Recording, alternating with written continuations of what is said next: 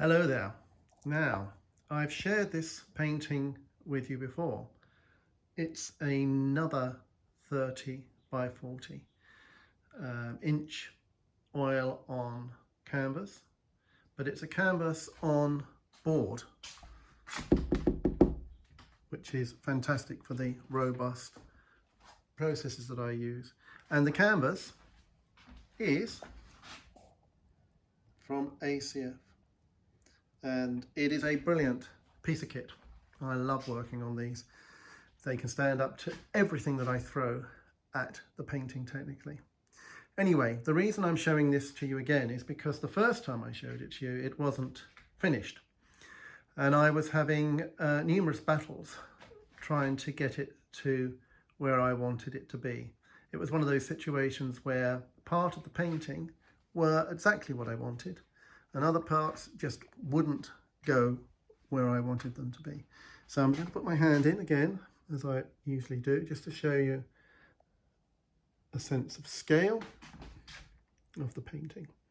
And I shall show you around. It hasn't been varnished yet, so there are flat areas, of course, particularly with the darker colours. But once again, the painting is full of abstracted mark making. Except being finished, I have now consolidated those marks into other symbolic forms. Now, this perhaps illustrates the great range of mark making that's gone on in here, but I have consolidated it in to a context where within the landscape itself it has become a more distant, middle distance clump of trees. For me at least, that's what it represents symbolically. For other people it may be something else. And I'll show you the other tree symbol here. Let's see, so you can see some of the detail in that.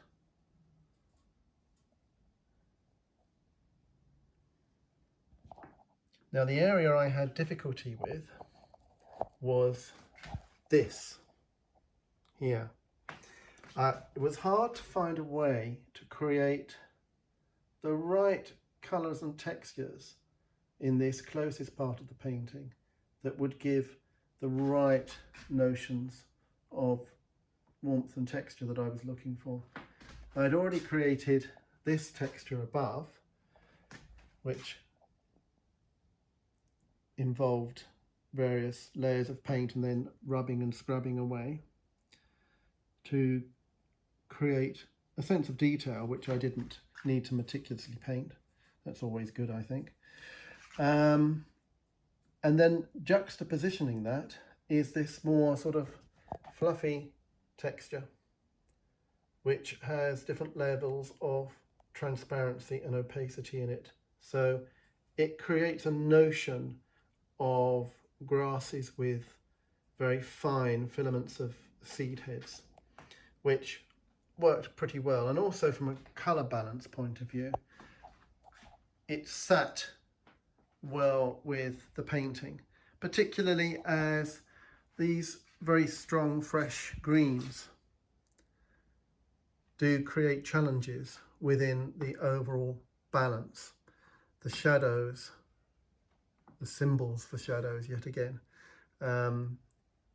these colours have to be set against other things, so there's a relationship between the sort of pinky Naples yellowy tones in there and the tones that are occurring down here, so these areas are brought together.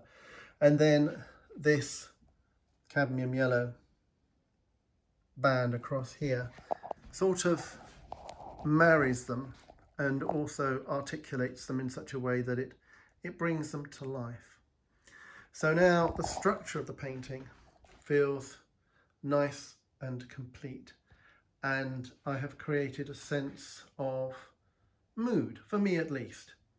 Late afternoon sunshine, long shadows, a sense of stillness, but within what is representing the sky there is a degree of turbulence. So it means the painting isn't completely rested. And I think the kinetics that are caught in the brushstrokes also mean that this painting isn't as restful. It has a sort of a stasis which has been caught in motion, and I quite like that feeling, because again it helps to make it feel somewhat lifeful. Anyway, that is the finished painting, and I hope that has explained a little bit more about it. Take care until next time. Oh yes, this is a scene from the Berkshire Downs. There's a valley that runs from up the north almost down to Lambourne in the south of the Berkshire Downs.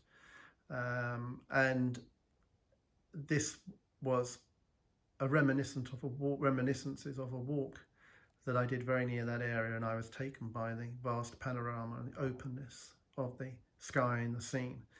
And I hope that sense of openness and of panorama is conveyed within the symbols and dynamics of the painting.